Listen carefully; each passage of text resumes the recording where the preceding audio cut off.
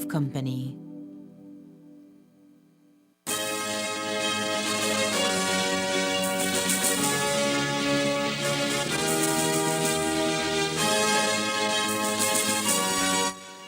Tonight on CTV3 News, all health services fees removed from public hospitals, including morgue fees. But what about the KHMH? November 1st officially marks the launching of NHI in Orange Walk. Van carrying a number of passengers burst into flames in Corozal. And the Corozal Library commemorates Hanal Pishan. These are some of the stories we have for you tonight in our newscast for Wednesday, November 1st, 2023.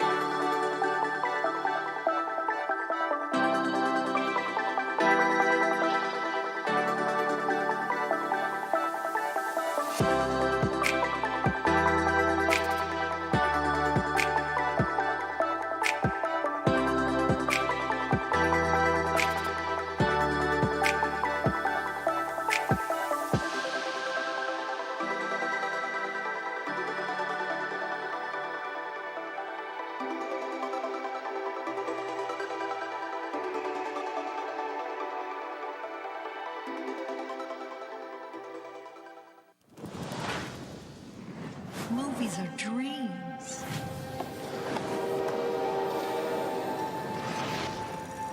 That you never forget.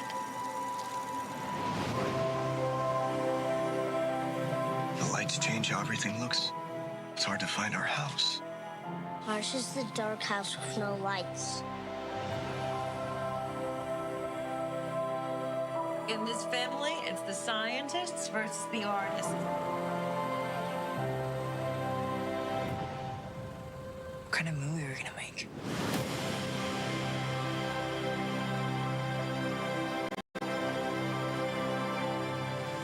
You stop making movies, it'll break your mother's heart. I don't know what to do anymore. You do what your heart says you have to.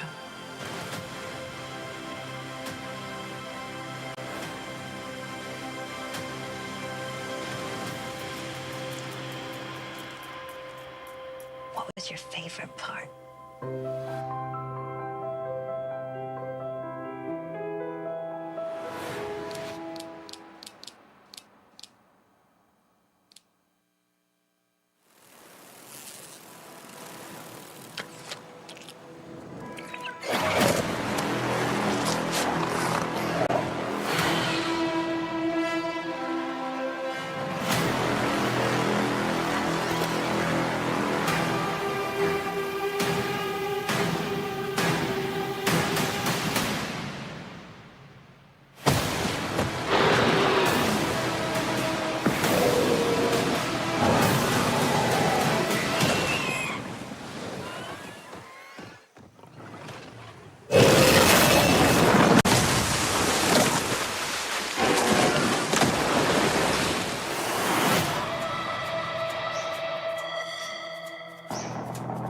Jonas, we need your help. We're detecting increased aquatic activity 25,000 feet deep in the trench.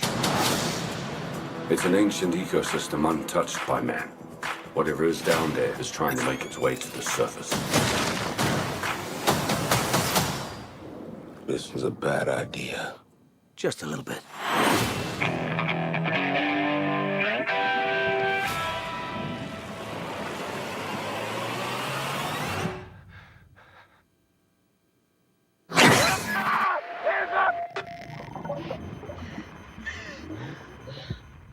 Jonas, we've got company. That's the biggest meg I've ever seen. Biggest meg anyone's ever seen. That's the apex predator. Everybody make it to the station! You can make it! Inside! 3 massive megs and who knows what else have escaped the breach. Let's just hope it goes better than last time.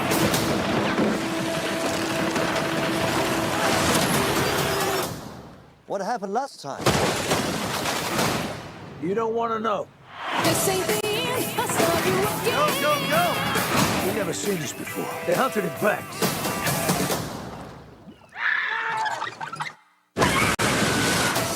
You can relax. This place, Meg-proof. I mean, Jonas was always afraid of this, but I was also thinking...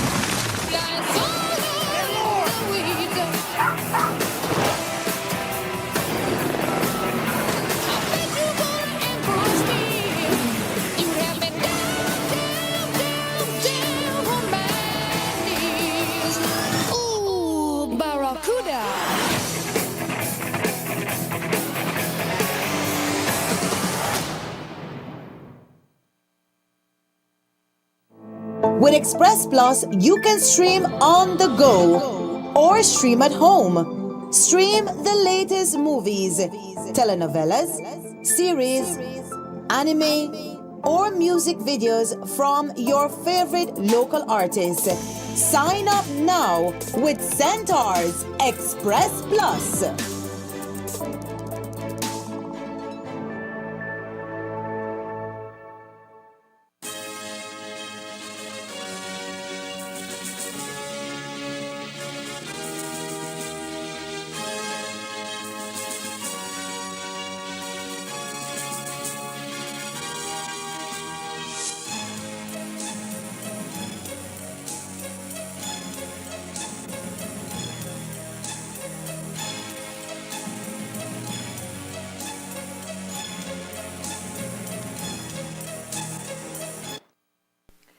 Good evening. With your news also simulcast on Fiesta FM 106.7, I am Joanna Rodriguez.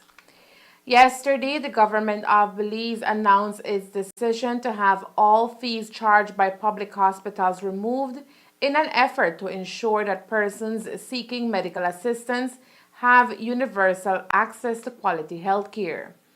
So that means that here in Orange Walk, all services provided by the Northern Regional Hospital, which falls under health services, including surgery, imaging, blood work, and even morgue services, will now be completely free.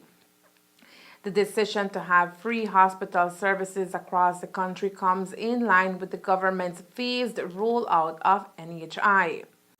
Health Minister Honorable Kevin Bernard visited our morning show this morning to expand more on the decision to remove fees in public hospitals, which aligns with government's goal of achieving universal health coverage and health equity. When I took over the Ministry of Health and Wellness, we formed our team along with my CEO, with our directors. One of the critical things we started to look at is how are we going to ensure that we could continue to provide service but allow that there is universal access to health services in our country, especially when we look at the numbers of persons who access our public facilities. And when I refer to public facilities, in this case, we're excluding KHMH because KHMH is a statutory body and has its own management and so forth. So this decision has nothing to do with KHMH. I just want to put that out there at the very beginning. So we looked at all of these over from since a year and a half ago. We've been looking and monitoring the services being offered at Ministry of Health and Wellness at the regional hospitals, at our community hospitals. And so we felt that, and knowing for a fact that many persons who access these services for many times, sometimes cannot even afford to pay for some of the basic services that are offered. Sometimes the lab works or the x-rays, and or sometimes those minor surgeries for appendicitis and so forth. So when we looked at it and we looked at the numbers, we were collecting only about 50% of what is normally collectible. And so with all the administrative costs that it incurred for us to do all of this, we felt that it was, let us focus more on ensuring that we are able to provide the hospital services, that's the surgery, the x-rays, the lab works, and these type of services that relates to hospital services. It is important to note that while all hospital services offered by regional hospitals will be free of cost, there are services which fall under public health services which will still require payment. Hospital services include the surgeries, your blood works, your x-rays, and we also have the digital ultrasounds, and those are also available, will also be available free of cost. Now, let me again say that it does not entail anything to do with people who want to get food handler certificate, or you need to bury your garbage, or so. Those are outside vector and public health services. Still carry their fees.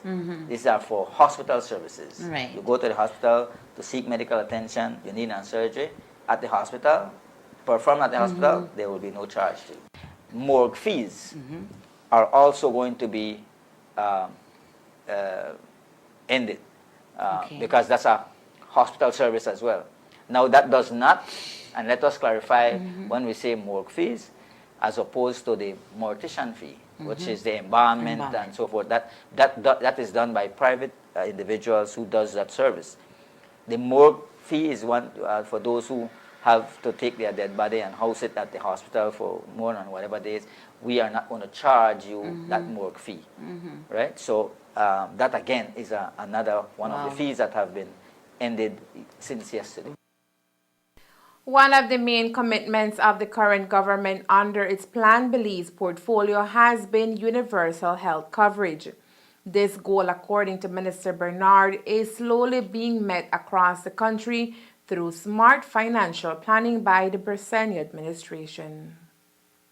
The government is continuously looking at investing more in health, and I know for a very fact that in the next fiscal year, the Ministry of Health will be getting an increased support in budget. There's always demands and needs.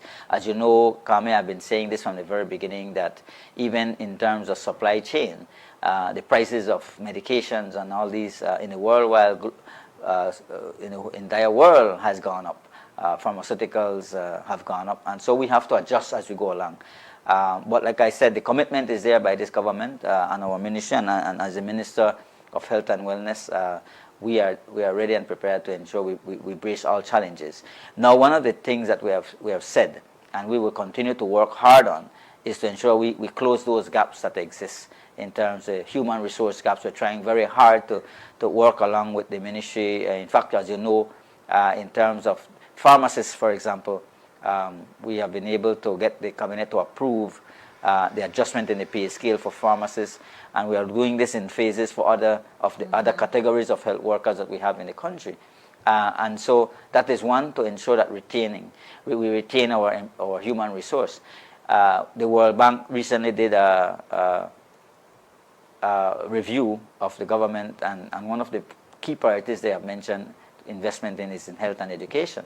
And one of the key issues there is the retaining of employees, retaining of health workers, and we need to ensure that we're investing more in health. And so that's the commitment of the government, that's the commitment of our Prime Minister, and that's my commitment as the Minister of Health and Wellness, that we are going to ensure we do all in our power, all in our what we have available, to ensure we invest and manage the resources to ensure that the benefit goes back to the Belizean people who have to access these services. It is important to note that the Carl Houston Memorial Hospital is not included in the initiative, as the KHMHs fall under a statutory body of its own with its own needs. But that could change in the future, according to Minister of Home Affairs, Kareem Musa. That is, of course, definitely on the agenda. Cabinet did actually consider that yesterday. As you are aware, KHMH, however, is a statutory authority, and so there has to be greater consultation and consideration where it comes to KHMH, but in respect to all other services, all other clinics, that is, we will be seeing the removal of fees. Do you feel it's a bit unfair for Belize City residents considering, well, we know it's a great feat for the other districts that have these clinics and even, you know, the smaller Even clinics in Belize here. City, yes. Yeah. We have clinics in Belize City, and of course, our citizens are going to benefit from that service from these clinics right here in Belize City. And KHMH does service the entire country, not just Belize City residents. And so, again, that is something moving forward that I'm certain the Ministry of Health will be looking at. As previously mentioned, Belizeans are now able to access hospital services at all regional hospitals across the country free of cost. This comes as a result of the commitment by the government through the Ministry of Health and Wellness to provide universal health services to all Belizeans. This recently imposed initiative falls directly in line with the rollout of the National Health Insurance, which came into effect here in Orange Walk Town today. What we're doing will also support a lot that is happening on the rollout of NHI as well, because as you know, NHI has its own advantages, because now that's in the private sector, where citizens who are signed up for NHI can go to the NHI clinics and get even additional services that they require. Now, that has a different scenario. These I'm referring to public health facilities that we manage, the Northern Regional Hospital, the Corozal Community Hospital. But if you're an NHI patient, you will need to go to NHI. So that's where we are trying to ensure that once you are a registered NHI member, you will be directed to your NHI clinic. So you won't be able to come into the hospital and get that type of service. Now, there are other services that the hospital offer that, of course, that NHI does not offer, that people will be able to access. But once you're a registered NHI member, we're saying that you utilize your NHI services, because you will have better opportunities there as well. Orange Kenyans are reminded that if you have registered to become a member of NHI in any of the 3 facilities here in Orange Walk, those services are now available effective today. Once you are registered, NHI services starts today, right? So you can visit your NHI clinic that you are registered at and get your services. So from here on, you can take advantage of the benefits that NHI brings to you, especially those who have registered. And for those who have not registered, I encourage you to get to the nearest clinic around in your area and get registered. Primary healthcare is being made available to our Belizean people coming. This government and our Prime Minister, the Honorable John Briceño, is committed to ensure that we are achieving universal health coverage. And our decision yesterday is just a continued testament to the commitment we have in making sure that we can provide health services to our Belizean people. As a reminder, the 3 main NHI facilities here in Orange Walk include the Northern Medical Specialty Plaza, La Asunción Diagnostic Center, and Clínica Nueva Esperanza in Palmar Village. Jun Yu, a Chinese national, was charged with illegal entry to Belize in June of this year. As a result, the court found him guilty and he was deported. But there was a mix-up when he got to Panama, where he was to board a connecting flight. Yu was sent back to Belize and appeared in court this morning in Belize City, where the judge remanded him to the central prison. Reports indicate that Jun Yu entered Belize in June 2023 via the porous Mopan River in western Belize. When he was arrested, he told officers he came to Belize to seek employment. But when he appeared in court, he was fined $1,000 but could not cough up the monies and had to then spend 4 months confined to the perimeters of the Hattieville prison. His family back home afforded to gather the monies needed for his flight back to his home country, and he boarded a flight on October 28, 2023. On his arrival to Panama, the airline reported some discrepancy with his return ticket, and it resulted in Yu being sent back to Belize on October 27, 2023. This time, the Immigration Department found him being a prohibited immigrant because he did not have the funds for sustenance in Belize and with no itinerary. But Yu was lucky after the magistrate found that the immigration department had insufficient evidence in order to accept a guilty plea. When the immigration department objected to bail, Yu was remanded to Central Prison until his next court date on Friday, November 3rd, 2023. The firefighters team on duty this morning in Corozal town sprang into action after receiving a distress call. It was about 11 a.m. when a family was on their way back home after completing their shopping downtown, when suddenly one of the passengers began smelling smoke that was seen coming out from between the driver and the front passenger seat. In a quick and smart move, the driver parked the Chevrolet van to the side of the road and everyone ran out. The eldest woman of the group then hurriedly took out all the grocery they had just purchased. And right after, in a matter of minutes, the van burst into flames. Firefighters found the vehicle completely engulfed in flames and quickly worked to extinguish the blaze. Unfortunately, the Chevrolet van bearing Corozal license plate C02426 was completely destroyed by the fire. We did confirm with the occupants that no one received injuries other than a fright they will never forget. The vehicle is valued at some $10,000. On Friday, August 11th, during a sitting of the House of Representatives, Minister of Home Affairs and New Growth Industries, Karim Musa, presented the Firearms Amendment Bill 2023. The bill to amend the Firearms Act includes the establishment of a Firearms and Ammunition Control Board to empower the board to issue and revoke firearm licenses, certificates, or permits. The amendment is expected to reform the regulatory structure in respect of firearms and ammunitions. That act was ratified in the Senate meeting last week and is now law, according to Minister of Home Affairs, Karim Musa. I believe that might have already been signed into law by the Governor General. Okay. Do you know when? I'm not certain. It's usually a few days after the Senate, but I can check on it to see if it's been signed into law. To get the service, of course, we have to start off by getting the board, the composition of the board together, the selection process. As you know, it will have on the board a magistrate, a current sitting magistrate, a CEO, and as well a member of the police department from the dangerous goods section. And so that is the process. I suspect that the composition should take somewhere between 3 weeks to a month. So are there considerations for the candidates to fill these posts? We haven't gotten to that point yet, but I'm certain we will be looking at the best qualified individuals to hold these positions. So during this time, this lapse, is the compul still in charge of issuing gun licenses? No, the law has already changed, yes. So nobody can get a gun license right now? No, that is temporary on a moratorium.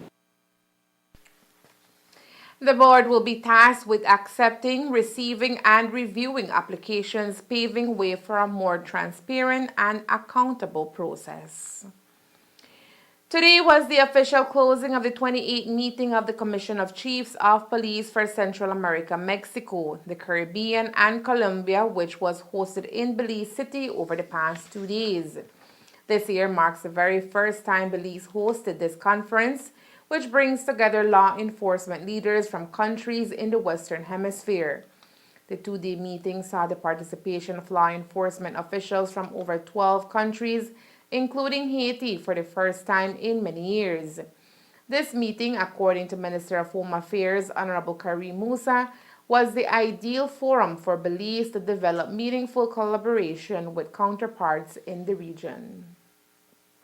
The session today is historic and unprecedented in many ways. Firstly, of course, our Commissioner of Police assuming presidency of this commission, being elected as president of this commission for Central America, the Caribbean, Mexico, and Colombia, but also for us to host this event. This is the 28th General Assembly meeting of the commissioners and directors of police for the region. And of course, this is where you receive an ultra holistic approach to crime in the sense that it's all of these countries coming together to strategize, to share information, to share intelligence, and to come up with a strategy for the region in combating not just transnational crime, but crime within our respective jurisdictions, whatever form that may take.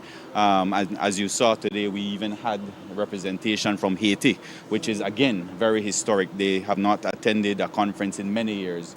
So it is truly welcoming to see their presence here today, as well as the Commissioner of Police from the Bahamas. We are living in an era where information is so easily accessible, so easily shared amongst police departments. And so it is just the coming together of the heads of these departments from all over the region to basically strategize on how it is that they're going to share. But there are various means of communication. Like I said, it's right at your fingertips. And so it is just to build that camaraderie amongst all of these commissioners so that they can share that information. Police Commissioner Chester Williams is currently serving as president of the organization for the 2023-2024 term, another first for Belize. Campo Williams was elected back in June of this year and will remain in the position until November of next year. As the president, it is my duty to ensure that I provide good leadership and guidance to this esteemed commission.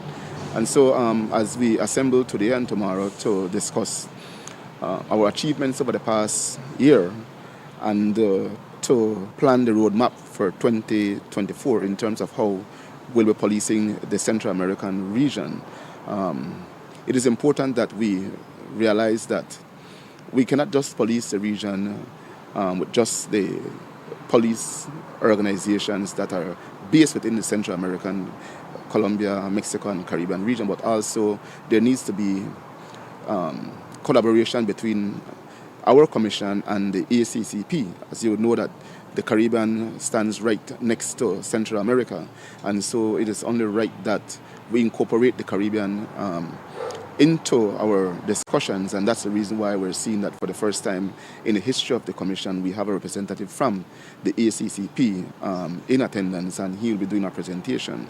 We also, for the first time, have representation from SICA.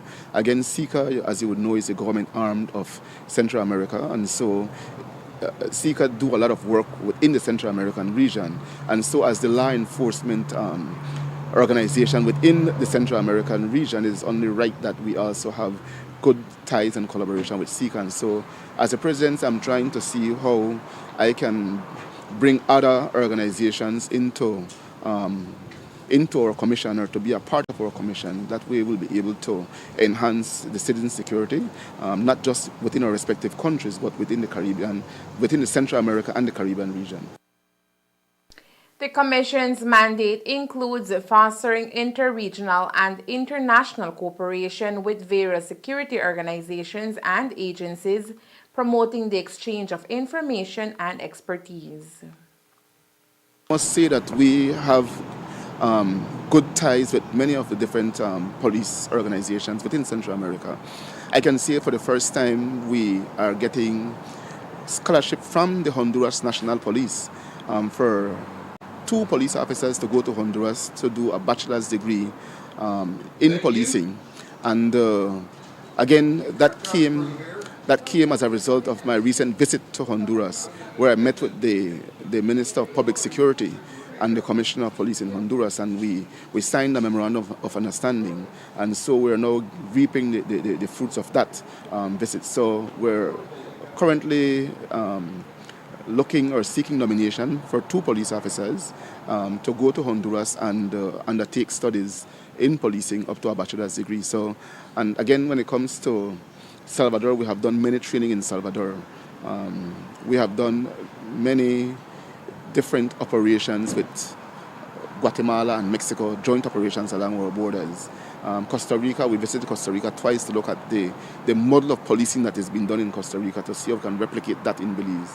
And so we do have great ties with the Central American region. And I'm also grateful that Colombia also recently gave us 2 scholarships for 2 police officers from the K9 unit to go and do courses in Colombia in dog handling. And with that, we also got 2 extremely good canine that are now a part of our canine unit in Belize. So we're getting great cooperation from our neighboring countries, and we're very grateful for that. As president of the commission, Campo Williams says his focus is on coordinating efforts to combat transnational crime and enhance the safety of citizens. Priority areas are those areas that we would refer to as transnational crime. The issue of drug trafficking, human smuggling, auto theft, and cybercrime.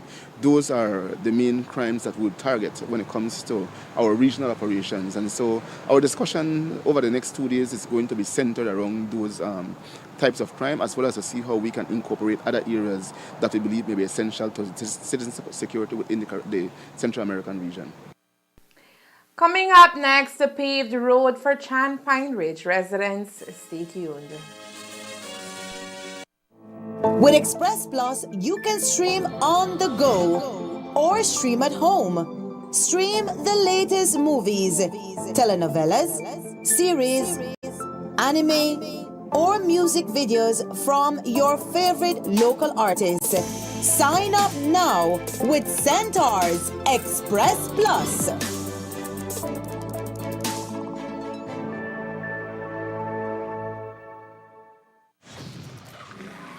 Let's go!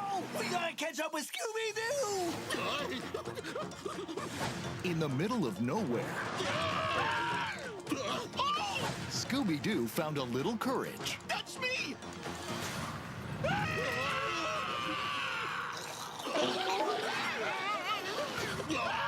It's my friends. Oh! And a lot of adventure. Like, man, this place is totally freaky. Why is the water dripping upward? Now, if you're in a situation, I've never seen cicadas that big before. More weird and creepy, mysterious stuff happens in nowhere than anywhere else in the world. It's on our flag. Getting scared, then welcome to the town that isn't there. enjoy. Yes, ma'am. There's nowhere to run. The insects grow to crazy sizes here. Where creepy is a compliment, bananas is a verb. Bravery, I'm confident, is still a dirty word. And nowhere to hide.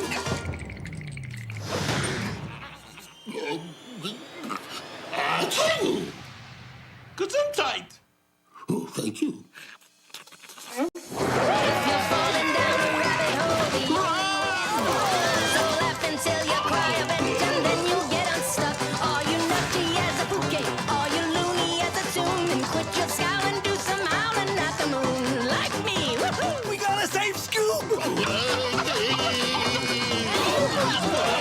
Straight out of nowhere, Scooby-Doo meets Courage the Cowardly Dog. Woohoo! Jackpot! Watch the masters at work. Needs more mustard. Excuse me, must have been something I ate. Look for it on digital and DVD.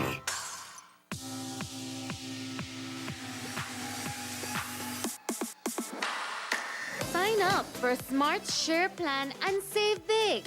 Whether you're a small entrepreneur starting up your business, a student on a limited budget, or a family trying to save, this is the plan for you.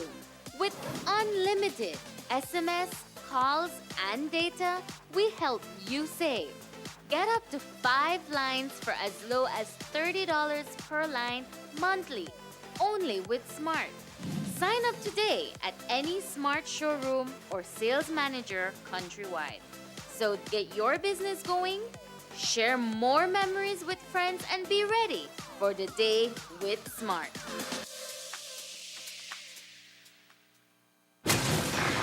Tell me something. You can go anywhere. Another timeline. Another universe.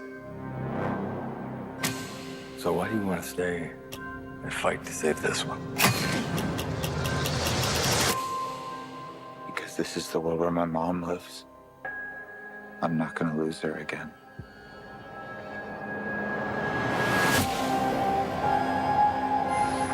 Time has a pattern that it can't help reliving. Different people, different worlds, drawn to each other like magnets.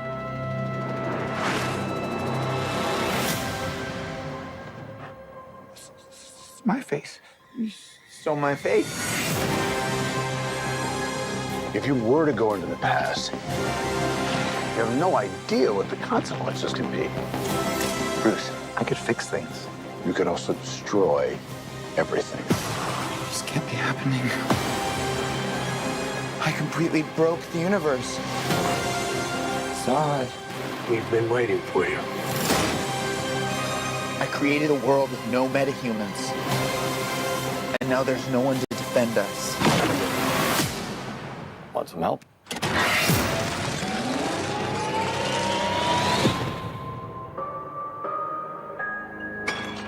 Oh.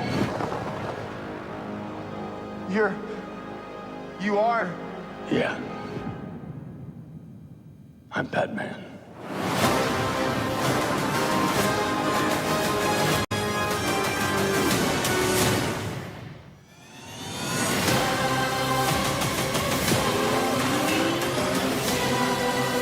If I can't undo what I did, if I can't get back, there might not be a future.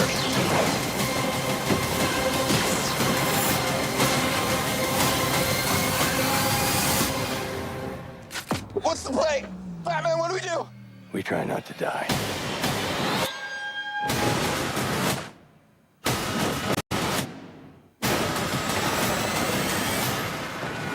It's not Clark.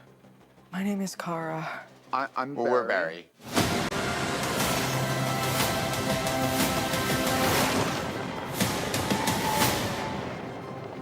Barry, what are you doing? Our kids are gonna want to see this.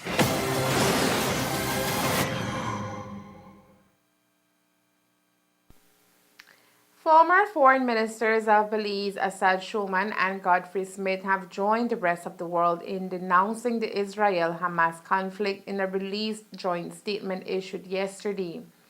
Since Hamas' attack on Israel on October 7 and Israel's declaration of war, thousands of lives have been lost and thousands more are displaced. According to the joint statement, the former foreign ministers call on Israel to end the carpet bombing immediately. The relentless and indiscriminate carpet bombing by Israel of Gaza, which has already taken over 8,000 lives, more than 3,000 being children, is in gross violation of international law and must end immediately, the statement said. The former foreign minister cited UN reporters that asserted that Israel's willful and systematic destruction of civilian homes and infrastructure is resulting in crimes against humanity in Gaza.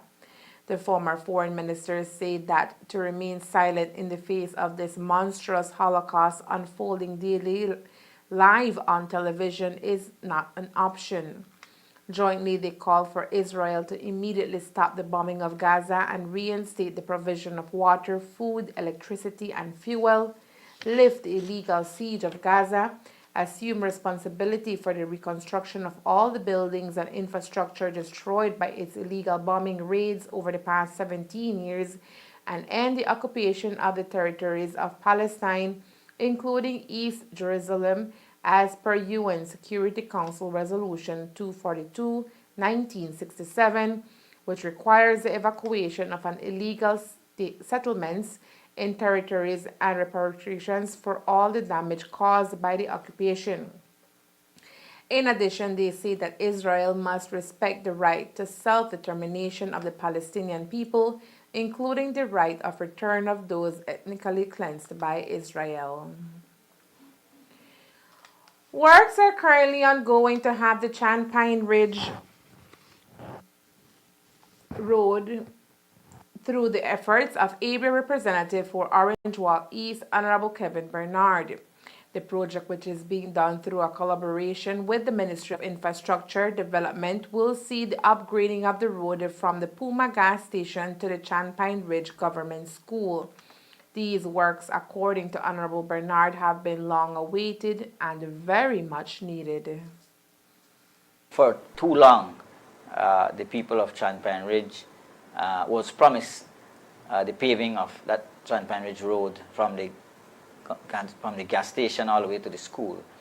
When I campaigned and was running to be the area representative, I told the people of Trent Pine Ridge that if there's one commitment I will ensure comes to fruition is the paving of this road.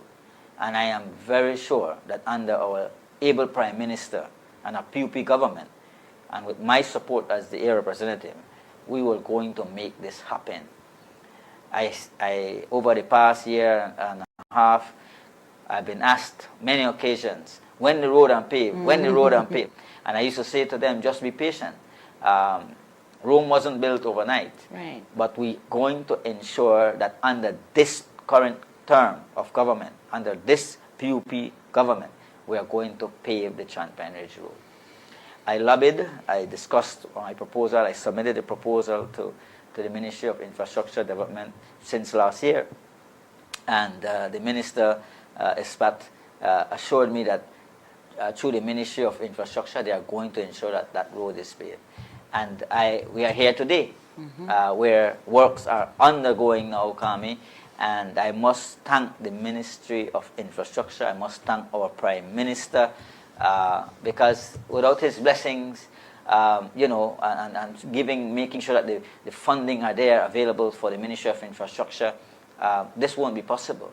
And of course, with the drive and the commitment that we have given this very important venture, we can now boast that the Trent Pine Ridge residents and the people who traverse this area, the town council uses that road a lot. So Right. that will also be a benefit for the users of that road, that we will have a paved road all the way to the village of Trent Pine Ridge.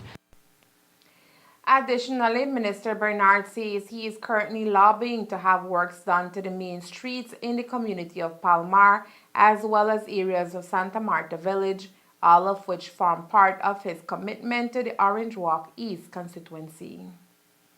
We have some major projects that we want to put forward as well for the people of Palmar. But remember, Orange Walk East is a huge constituency, and my plan, and this is my focus and my goal, is for us to see at least the two major main roads that run through Palmar also paved. That's something that I am lobbying, I'm working on, working with the Ministry of Infrastructure. We have already gotten assessments done.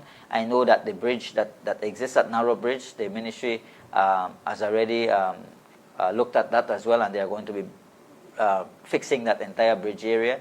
But my goal is to ensure that we can have the two major roads in Palmar done. And of course, we are looking at all our areas in the constituency.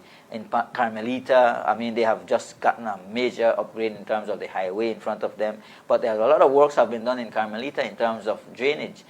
Culverts placed in the flood-prone areas. A lot of work has been done in those lower areas in Carmelita. And we continue to look at ways how we could fix and continue to address some of these. Santa Marta is also an area of concern where we want to ensure that we could really see some road infrastructure going there more often. You know, so we have done a lot, and I thank the ministry whenever we pick up that phone and call them, ask them to kindly see how we could address Santa Marta. They have responded. Sometimes the weather just get caught up on us, and sometimes, you know, that's the nature of where we live. You live in an environment where there's rain, and you know, and so we have to utilize what we have at the time. But definitely Kami, and like I said, and Tower Hill itself. Look at what is happening in Tower Hill with the water shortage that was being encountered. We are right now, works are underway on the ground with the construction of the platform that will house the new water system. So it's a commitment, and again, Tower Hill never had this from the birth of Tower Hill, but it's because of the vision that we have and the commitment we made to the Belizean people, to our residents of Orange Walk East, that I'm going to work for them, and I'm going to ensure that I lobby and work and see as best as how we could address the many concerns that these residents have. Ongoing road works on the Trent Pine Ridge Road are expected to conclude by the end of the year. As they say, with the development also comes setbacks, and today Minister Bernard addressed the situation in the community of Carmelita where thieves made off with all the recently donated equipment in the Digital Connect Center in that community. To date, there has been no arrest made on that case.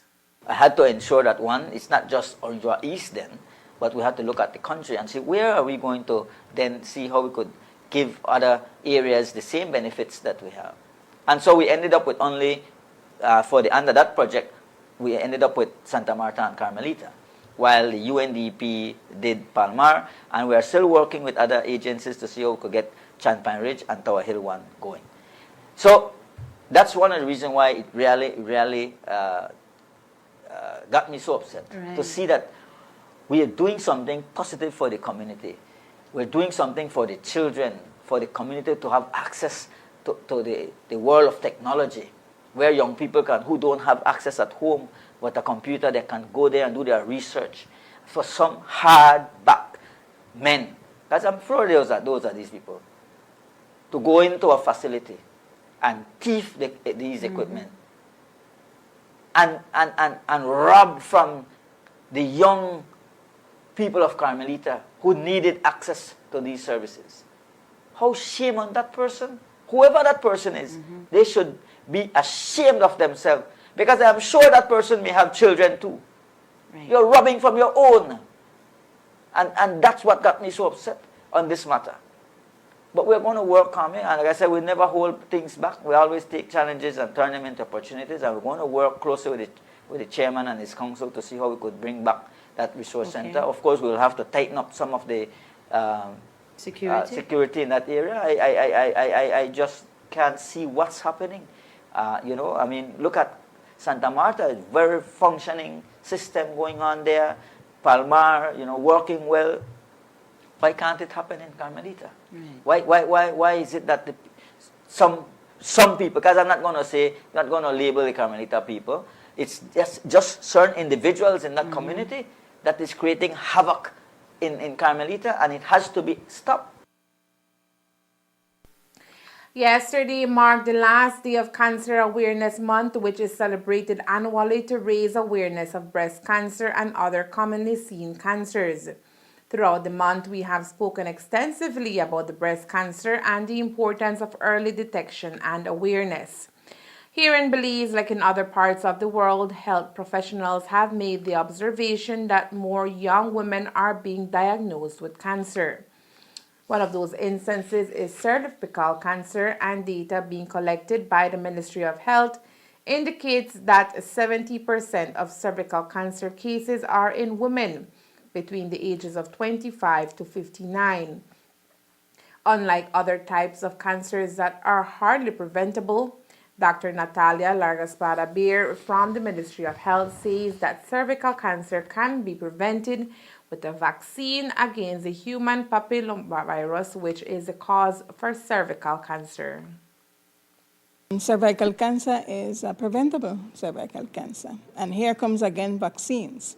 Vaccines and early screening for HPV and vaccination against HPV is preventing cervical cancer. And the HPV vaccination coverage, the highest was in the 70s, and it dropped to 15% in 2021. And that is, the explanation for that is the closing of the schools, because our HPV vaccination is a school-based vaccination program. Nonetheless, we had parents calling in to get the vaccine. So to prevent cervical cancer, one needs to get vaccinated, and one needs to start screening for cervical cancer. We recommend to start screening at 25 years with the HPV test that is now available in country. If women below 25 have signs and symptoms of cervical cancer, of course, they need to come in as early as possible. But the success for attempting to eliminate cervical cancer is vaccine, early screening, and early treatment. The greatest amount of women with HPV positive are 16 and 18. That is responsible for 70% of cervical cancer cases That's the age group that is mostly affected, 25 to 59. So we know that cervical cancer is caused by the human papillomavirus, hence the need or the urgency for children 10 years, standard 4, we are vaccinating boys and girls. Hanal Pishan is a Mayan event celebrated every year. It's a tradition that has been passed on from generation to generation by Corozal Public Library for the past 20 years. While the event was placed on the shelf due to COVID-19 over the last 2 years, this year the scenario is different and the library is once more honoring the ones that have passed on to the other world, but whose spirits linger in our midst. Food for the souls or Hanal Pishan is customary in the Mestizo and Mayan culture, and that is why the library has kept the tradition going for so long. Hanal Pishan, Dia de los Muertos, All Souls Day, Finados, they all are something that here in the North we celebrate, right? And it's a 2-day holiday that reunites the living with the dead.